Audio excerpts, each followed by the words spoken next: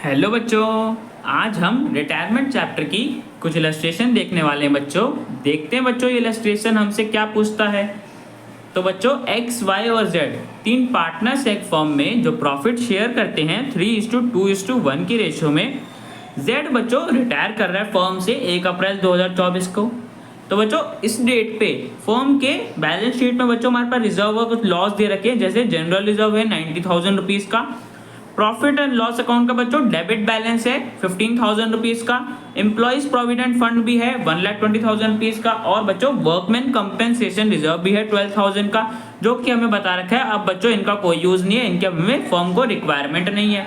तो बच्चों हमें जनरल एंट्री पास करनी है इन रिजर्व या लॉस को एडजस्ट करने के लिए जेड की रिटायरमेंट पे। तो बच्चों करते हैं। सबसे पहले बच्चों देखो हमारे पास कौन सा रिजर्व है, जनरल रिजर्व। अब बच्चों देखो जनरल रिजर्व को तो हमें डिस्ट्रीब्यूट करना होगा बिकॉज इसका कोई यूज नहीं है। तो बच्चों कौन सी रेशियो में डिस्ट्रीब्यूट करेंगे, ओल्ड रेशियो में 3:2:1 की रेशियो में।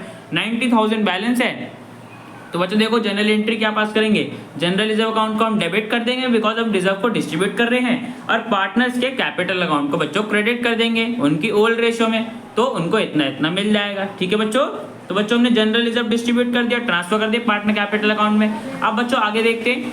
आगे बच्चों हमें प्रॉफिट एंड लॉस अकाउंट का डेबिट बैलेंस दे रखा है 15,000 रुपीज का। तो बच्चों देखो प्रॉफिट एंड लॉस अकाउंट का डेबिट बैलेंस का बच्चों यहाँ पे क्या मतलब है कि किसी साल का बच्चों लॉस रह गया होगा डिस्ट्रीब्यूट करना, अभी तक लॉस डिस्ट्रीब्यूट नहीं करा है। तो बच्चों देखो अब हमें इस लॉस को डिस्ट्रीब्यूट करना होगा। तो कैसे करेंगे बच्चों, लॉस है तो बच्चों पार्टनर के कैपिटल अकाउंट को डेबिट कर देंगे उनकी ओल्ड रेशियो में। 15,000 का था तो उसकी ओल्ड रेशियो में ट्रांसफर कर दिया पार्टनर के डेबिट साइड में कैपिटल अकाउंट में। और बच्चों प्रॉफिट एंड लॉस अकाउंट को हम ट्रांसफर कर रहे हैं बिकॉज लॉस था तो अब क्रेडिट साइड में लिख देंगे। तो बच्चों किसी साल का प्रॉफिट डिस्ट्रीब्यूट करना रह और लॉस डिस्ट्रीब्यूट करना रह गया था, अब बच्चों उसे हमने पार्टनर के कैपिटल अकाउंट में डेबिट कर दिया। ठीक है बच्चों। तो बच्चों इसकी भी हमने एडजस्टमेंट कर दी। अब बच्चों आगे हमें एम्प्लॉइज प्रोविडेंट फंड दे रखा था। तो बच्चों एम्प्लॉइज प्रोविडेंट फंड को तो हम डिस्ट्रीब्यूट नहीं कर सकते, ना कोई लॉस है बच्चों, ये तुम्हारे लिए लाइबिलिटी होती है ना, जो कि हमें एम्प्लॉइज को पे करनी होती है। तो बच्चों एम्प्लॉइज प्रोविडेंट फंड का तो हम कोई ट्रीटमेंट नहीं करेंगे बिकॉज इसे हम डिस्ट्रीब्यूट नहीं कर सकते।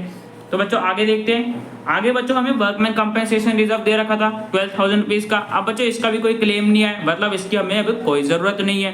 तो बच्चों वर्कमैन कंपेंसेशन रिजर्व को भी हमें डिस्ट्रीब्यूट करना होगा। कौन सी रेशियो में करेंगे बच्चों, ओल्ड रेशियो में।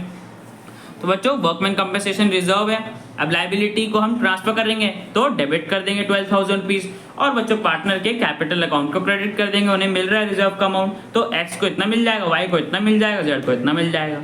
ठीक है बच्चों। तो हमने वर्कमैन कंपेंसेशन रिजर्व की एडजस्टमेंट कर दी।